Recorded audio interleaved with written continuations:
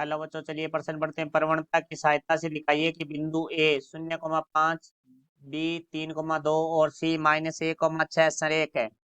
मुख्य अवधारणा। तो हमारा जो प्रश्न है वो सरल रेखा से संबंधित है, तो जिसके अंदर सबसे पहले हम बात करेंगे प्रवणता के बारे में। तो देखो भाई, दो बिंदुओं से जाने वाली रेखा की प्रवणता, तो वो हमारी m बराबर होती है y2 माइनस y1 बटा में x2 माइनस x1। उसने कहा है कि प्रवणता की सहायता से दिखाइए कि संरेख। संरेख का अर्थ है कि वो तीनों बिंदु एक ही रेखा में स्थित है। तो जैसे हमारे पास a बिंदु है, ये b बिंदु है और ये c बिंदु है। यदि हमारी एम ए बी की प्रवणता एम बी सी की प्रवणता बराबर है एम ए सी की प्रवणता, यदि तीनों की प्रवणता है वो हमारी बराबर है, तो वो बिंदु है वो सरेख होंगे और एक ही रेखा में स्थित होंगे, तो वो सरेख होंगे। तो अब देखो, हमारे पास तीन बिंदु दिए गए हैं। तो पहला बिंदु है हमारे पास ए 0,5, बी बिंदु है हमारे पास 3,2, वैसी बिंदु है हमारे पास -1,6।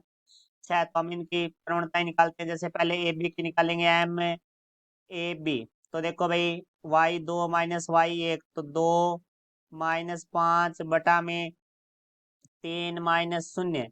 तो यहाँ से देखो भाई, हमारे पास एम ए बी बराबर आ जाएगा 2 - 5, तो -3 बटा में 3। तो एम ए बी की प्रवणता आ गई हमारे पास -1।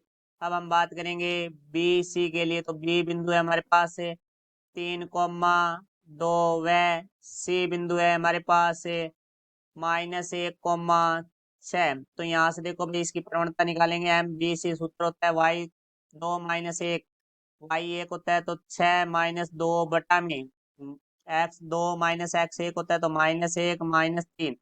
तो एम बी सी बराबर आ जाएगा 4 बटा में -4। तो यहाँ से एम बी सी का मान आ गया हमारे पास -1।